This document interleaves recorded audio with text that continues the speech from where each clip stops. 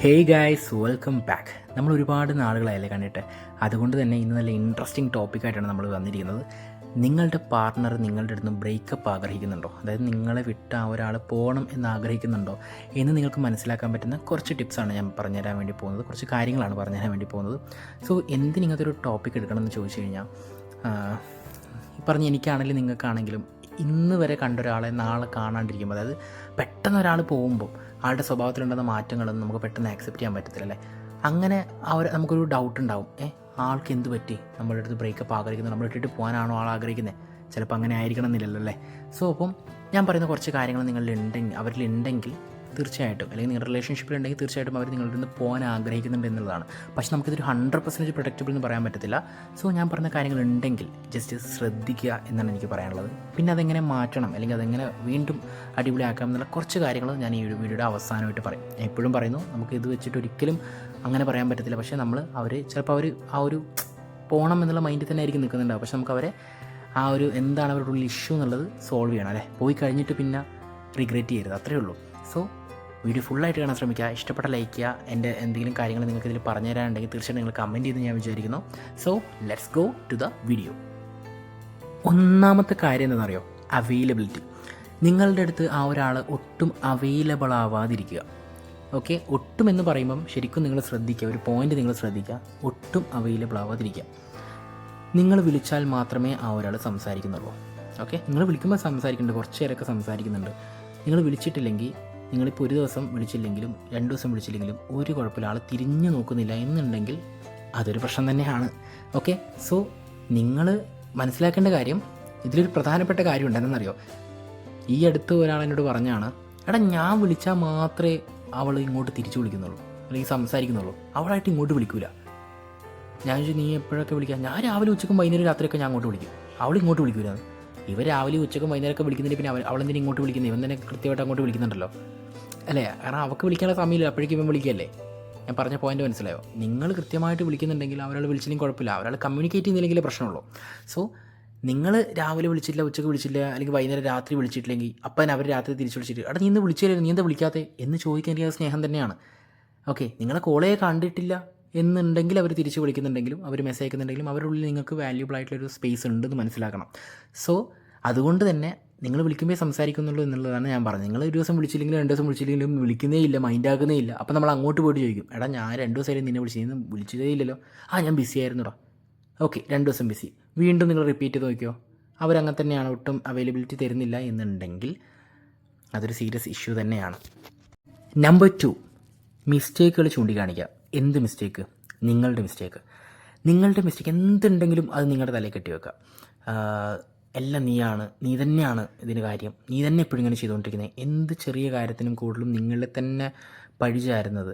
Okay, നിങ്ങളെ തന്നെയാണ്, നിങ്ങൾ കാരണമാണിതിങ്ങനെ, നീ കാരണമാണിതിങ്ങനെ എന്ന് പറഞ്ഞ് വീണ്ടും നിങ്ങളെ മാത്രം കുറ്റപ്പെടുത്തിക്കൊണ്ട് നിങ്ങളുടെ സംസാരിക്കാതെ കട്ട് ചെയ്ത് ഒഴിഞ്ഞു മാറിപ്പോയി പിന്നെ ഒട്ടും കോണ്ടാക്റ്റ് ചെയ്യാതിരിക്കാനൊക്കെ നോക്കുക. സോ ഇതിലും ചിന്തിക്കേണ്ട പോയിൻ്റ് എന്താണെന്ന് വെച്ച് കഴിഞ്ഞാൽ, നിങ്ങളുടെ ഭാഗത്ത് എന്തെങ്കിലും തെറ്റുണ്ടോ എന്ന് ചിന്തിക്കണം കേട്ടോ. അതായത് നിങ്ങളെല്ലാ കാര്യങ്ങളിലും ഒരുപാട് പ്രശ്നങ്ങളും ഒരുപാട് ബുദ്ധിമുട്ടുകളൊക്കെ അവർക്ക് കൊടുക്കുന്നുണ്ടെങ്കിൽ, മെൻ്റലി അവർക്ക് കൊടുക്കുന്നുണ്ടെങ്കിൽ അവരങ്ങനെ പറയുന്നതിൽ നമുക്ക് തെറ്റ് വരാൻ കഴിയും. അത് നിങ്ങൾ വെറുപ്പിക്കാൻ പറ്റുന്ന അതിൻ്റെ അങ്ങേയറ്റം വെറുപ്പിച്ചിട്ട് പോയിട്ട് പായസം കൊടുത്തു കഴിഞ്ഞാൽ അവർ കുടിക്കത്തില്ല എന്ന് പറഞ്ഞ പോലെ നിങ്ങളുടെ ഭാഗത്തൊരു മിസ്റ്റേക്ക് ഉണ്ടെന്നും കൂടി ഫസ്റ്റ് നോക്കണം കേട്ടോ.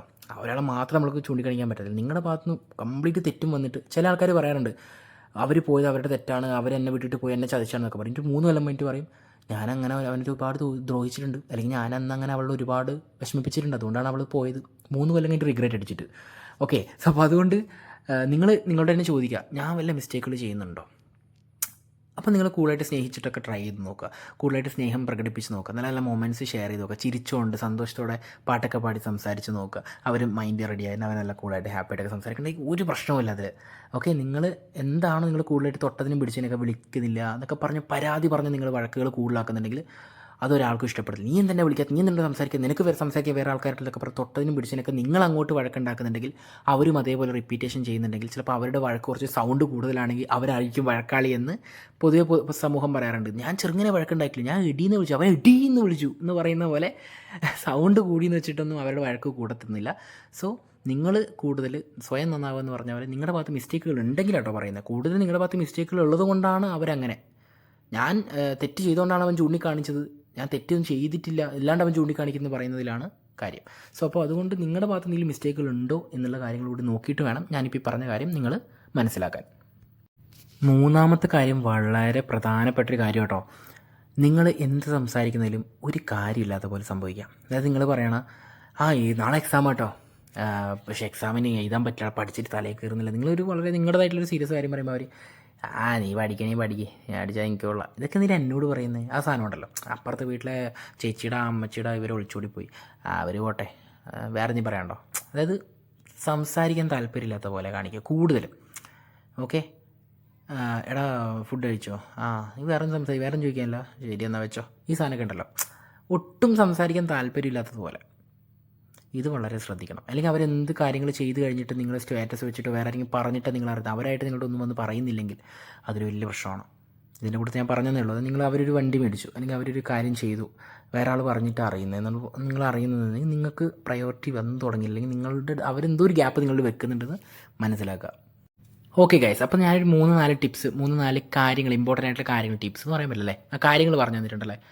അപ്പം ഈ കാര്യങ്ങൾ ഉണ്ടെങ്കിൽ ജസ്റ്റ് എന്ത് ചെയ്യുക, അത് ഈ വാഹനം, നമ്മളൊരു പുതിയ വാഹനം മേടിച്ച് അതിൻ്റെ വാണിംഗ് ലൈറ്റ് എന്തെങ്കിലും കംപ്ലൈൻറ്റുകൾ ഉണ്ടെങ്കിൽ അതിൻ്റെ മീറ്ററിൽ, ഡിജിറ്റൽ മീറ്ററിൽ നമുക്ക് എന്താ വാണിങ്ങുകൾ കാണിക്കും.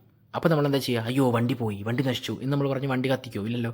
നമ്മളെന്താ ചെയ്യുക, നേരെ സർവീസ് സെൻറ്ററിൽ കൊണ്ടുപോയിട്ട് അതിനെന്താണ് സൊല്യൂഷൻ നോക്കും. എന്താണ് സൊല്യൂഷൻ, എന്തെൻ്റെ വണ്ടികൾക്ക് ഇങ്ങനെ പ്രശ്നമുണ്ട്, അത് മൊത്തത്തിൽ നിന്ന് സൊല്യൂഷൻ ചെയ്തിട്ട് ശരിയാവാത്താണെങ്കിൽ ആ വണ്ടി പോയി പോകും, വണ്ടി നശിച്ചു പോകും. ചെയ്തതിനെ ചിലപ്പോൾ റെഡി ആയാലോ. ഓക്കെ, സോ അപ്പം നമ്മൾ ആ വണ്ടി കൊടുക്കുന്ന ഇമ്പോർട്ടൻസ് വലിക്കും. ജസ്റ്റ് എക്സാമ്പിൾ പറയാൻ കേട്ടോ, ഒരു വണ്ടി പ്രാന്തേനെ വേണ്ട എക്സാം വണ്ടിയെ വരുള്ളതാണ്. സോ അപ്പോൾ സൊല്യൂഷൻ എല്ലാത്തിനും ഉണ്ടാവും. എന്തായിരിക്കും, ഞാനിപ്പോൾ പറഞ്ഞ പോലെ ഓരോ കാര്യങ്ങളും നിങ്ങൾ ചിന്തിക്കുക. എന്തുകൊണ്ട് അവരങ്ങനെ, നിങ്ങൾ അവരുടെ സൈഡ് ചിന്തിക്കുക, എന്തുകൊണ്ട് അവരങ്ങനെ ആവുന്നു. ബിസി ലൈഫ് ആയതുകൊണ്ടോ, ചിലപ്പോൾ വലിയ ഫിനാൻഷ്യൽ പ്രശ്നങ്ങളൊക്കെ വന്ന്, അല്ലെങ്കിൽ അവർക്ക് മെൻ്റലി കുറേ പ്രശ്നങ്ങൾ വന്ന് എന്തോ കൊണ്ട് ഡൗൺ ആയിട്ടുണ്ടാവും. അപ്പോൾ നിങ്ങൾ എന്ത് ചെയ്യുക, നിങ്ങൾ വഴക്കുണ്ടാക്കാതിരിക്കുക. എന്നിട്ട് അവരുടെ ഒപ്പം നോർമലായിട്ട് നിൽക്കുക. വലിയ സ്നേഹമൊന്നും ഉണ്ടാവില്ലായിരിക്കും, അധികം സമയം തരുന്നുണ്ടാവില്ലായിരിക്കും. അപ്പോൾ എന്ത് ചെയ്യുക, നോർമലായിട്ട് ഫ്രണ്ടൊക്കെ നിൽക്കില്ല, അതേപോലെ നോർമലായിട്ട് കാര്യങ്ങൾ സംസാരിക്കുക. പക്ഷേ അവരെ തളർത്തിപ്പോയി. ചിലപ്പോൾ വലിയ മെൻ്റൽ പ്രശ്നത്തിലായിരിക്കും. മെല്ലെ കൂടെ തന്നെ നിൽക്കുമ്പോൾ അവർ ഏതെങ്കിലും ഒരു ഘട്ടത്തിൽ അവർ പറയും, എടാ ഇങ്ങനെയൊക്കെ പ്രശ്നം എനിക്ക് പറ്റുന്നില്ല. കാരണം അവർ ചിലപ്പോൾ പണ്ട് വളരെ ഹാപ്പി ആയിരിക്കും, ഇപ്പോൾ ഒട്ടും ഹാപ്പി ആയിരിക്കില്ല. അപ്പോൾ അങ്ങനത്തെ ഒരു മൈൻഡിലായിരിക്കും. അപ്പോൾ നമ്മൾ കൂടെ നിന്നാൽ മതി, ജസ്റ്റ് ചുമ്മാ കൂടെ. അവർ വിളിച്ചില്ല, അല്ലെങ്കിൽ സംസാരിക്കുന്നില്ല, ടൈം തരുന്നില്ല, സ്നേഹം തരുന്നില്ല, അവർ ഇമ്പോർട്ടൻ്റ് ആയിട്ടുള്ള കാര്യം നമ്മളൊന്നും പറയുന്നില്ല, തൊട്ടനും പിടിച്ചതിന് വഴക്കാണ്, ഓരോ കാര്യങ്ങൾ ചൂണ്ടിക്കാണിക്കുകയാണ്, എന്നൊക്കെ നമ്മൾ കൂടുതലായിട്ട് അങ്ങോട്ട് പറയാൻ നിന്ന് കഴിഞ്ഞാൽ അണ്ടർസ്റ്റാൻഡിങ് ഉണ്ടാവില്ല. ചിലപ്പം ഞാൻ പറഞ്ഞത് ചുമ്മാ അവർ ചെയ്യുകയാണെങ്കിൽ കേട്ടോ പറഞ്ഞത്, ജസ്റ്റ് അങ്ങനെ നിന്ന് നോക്കുക. അങ്ങനെ നിന്നിട്ടൊക്കെ ചിലപ്പോൾ അവർ കമ്മ്യൂണിക്കേഷൻ ഇങ്ങനെ നല്ലപോലെ കമ്മ്യൂണിക്കേഷൻ ചെയ്യുക. അവരെ പ്രശ്നങ്ങൾ കൂടുതലായിട്ട് നിങ്ങൾ മെല്ലെ അവരിലേക്ക് ഇറങ്ങിയിട്ട് ചെന്നിട്ട് കൊണ്ടുവരാൻ വേണ്ടി നോക്കുക. അവർക്ക് അതിനുള്ള സൊല്യൂഷൻസ് നിങ്ങൾക്ക് ചെയ്തു കൊടുക്കാൻ പറ്റുമെന്നുള്ളത് നോക്കുക. അവർക്ക് നിങ്ങളെ ഹെൽപ്പ് ചെയ്ത് കൊടുക്കാൻ പറ്റും നോക്കുക. മാക്സിമം ഹെൽപ്പ് ചെയ്യുക. അപ്പോൾ അവർക്ക് മെൻ്റലി തോന്നും, ഞാൻ ഇത്ര പ്രശ്നം വന്നിട്ടും ഇവിടെ എൻ്റെ കൂടെ വളരെ സീരിയസ് ആയിട്ടാണ് നിൽക്കുന്നത്. കാരണം മനസ്സിലാക്കുന്നില്ല. സ്നേഹം എന്ന് പറയുന്ന സാധനം നമ്മൾ നോർമൽ ലൈഫിൽ ഉണ്ടാകുന്നൊരു കാര്യമാണ്. പക്ഷേ മനസ്സിലാക്കുക എന്ന് പറയുന്നത് നമ്മുടെ സിറ്റുവേഷൻ അനുസരിച്ച് വരുന്നൊരു കാര്യമാണ്. അവരുടെ ലൈഫിൽ നമ്മളൊരു പ്രശ്നം വരുമ്പോൾ അവർ മനസ്സിലാക്കുന്നുണ്ടല്ലോ, അതനുസരിച്ച് അവർ കൂടെ നിൽക്കുന്നുണ്ടല്ലോ എന്നുള്ളതാണ്. നമ്മളൊരു ഭയങ്കര വിഷമത്തിലൊക്കെ നിൽക്കുമ്പോൾ അവരെ കാര്യങ്ങൾ പറഞ്ഞ് എന്തെങ്കിലും പറയുമ്പോൾ നമുക്ക് ചിലപ്പോൾ കേൾക്കാൻ എന്തുണ്ടാവില്ല, ആണായാലും പെണ്ണായാലും കേൾക്കാൻ ചിലപ്പോൾ ഒരു മൂഡുണ്ടാവില്ല. അത് കൂടുതലായിട്ട് വരുമ്പോൾ ഓപ്പോസിറ്റ് നിൽക്കുന്ന അവരെന്ത് വിചാരിക്കും, ഈ പറയുന്നവരെന്തായിരിക്കും, ഞാൻ ഇത്രയും കാര്യങ്ങൾ പറയുന്നു, ഇതിനൊന്നും കേട്ടിട്ട് ഒരു താല്പര്യമില്ലാത്ത പോലെയാണല്ലോ എന്ന് നമ്മൾ ചിന്തിക്കും. ആക്ച്വലി ചിലപ്പോൾ അവർക്ക് കേൾക്കാനുള്ള മൂഡ് ഉണ്ടാവില്ലായിരിക്കും, മൈൻഡ് ഒന്നും ശരിയല്ലായിരിക്കും. അവർ ചിലപ്പോൾ അവരുടെ കാര്യങ്ങൾ കൊണ്ടായിരിക്കും. അതാണ് ഞാൻ പറയുന്നത്, ആ കാര്യങ്ങൾ എന്താണെന്ന് അറിഞ്ഞ് അവരുള്ളിൽ എന്താണെന്ന് അറിഞ്ഞ് മെല്ലെ ചെകന്നെ കൊണ്ടുവരണം. അത് സോർട്ട് ഔട്ട് ചെയ്യുന്ന സമയത്ത് ചിലപ്പോൾ ഭയങ്കര സ്നേഹമായിരിക്കും. അതെന്തുകൊണ്ടാണെന്നറിയോ, നമ്മുടെ കൂട്ടത്തിൽ ഒരു പ്രശ്നത്തിൽ ഏറ്റവും കൂടുതൽ ഉണ്ടാകുന്ന ഒരാൾക്ക് നമ്മൾ കൊടുക്കുന്ന ഏറ്റവും വലിയ വാല്യൂബിൾ സാധനമായിരിക്കും സ്നേഹം. അതൊരു സമയം കഴിയുന്നവരെ ചിലപ്പോൾ നമ്മൾ വെയിറ്റ് ചെയ്യേണ്ടി വരും. നിങ്ങളിപ്പോൾ ജിമ്മിനൊക്കെ പോകുന്ന ഒരാളാണ്, ഒരു മാസം കൊണ്ട് എനിക്ക് നല്ല അർണോൾഡിനെ പോലെ ആവണം, ഭയങ്കര മസിലും 6 പാക്കൊക്കെ വേണം എന്ന് നടക്കുമോ? ഇല്ല. പേഷ്യൻ്റായിട്ട് വർക്ക് ചെയ്യണം, കഷ്ടപ്പെട്ട് ഹാർഡ് വർക്ക് ചെയ്യണം. അങ്ങനെ ഒരു 6 മന്ത് 7 മന്ത് ഒക്കെ കഴിയുമ്പോൾ മെല്ലെ റിസൾട്ട് വന്നു തുടങ്ങും അല്ലേ. ഒരു 2 ഇയർ കഴിയുമ്പോൾ കുറച്ചുകൂടെ റിസൾട്ട് വന്നു തുടങ്ങും. 2 വർഷമൊക്കെ കഴിയുമ്പോഴാണ് നല്ലൊരു മസിൽ മാനെങ്കിലും ആ ഒരു ലെവലിലാക്കാൻ പറ്റുള്ളൂ. സോ അപ്പോൾ എല്ലാത്തിനും ടൈം എടുക്കും. എന്താണെന്നുള്ളത് സൊല്യൂഷനിലുണ്ട്. സോ അപ്പോൾ ഈ വീഡിയോയിൽ തന്നെ എല്ലാ കാര്യങ്ങളും പറഞ്ഞിട്ടുണ്ട്, മനസ്സിലായി എന്ന് വിശ്വസിക്കുന്നു. സോ അടുത്തൊരു വീഡിയോയിലൂടെ വീണ്ടും കാണാം. നിങ്ങൾക്ക് എന്ത് വീഡിയോ ആണെന്ന് താഴെ കമൻറ്റ് ചെയ്ത് കഴിഞ്ഞാൽ ഞാൻ അതേപ്പറ്റി സ്റ്റഡി ചെയ്തിട്ട് തീർച്ചയായിട്ടും നിങ്ങൾക്ക് വീഡിയോയിൽ പറഞ്ഞു തരുന്നതായിരിക്കും. So by.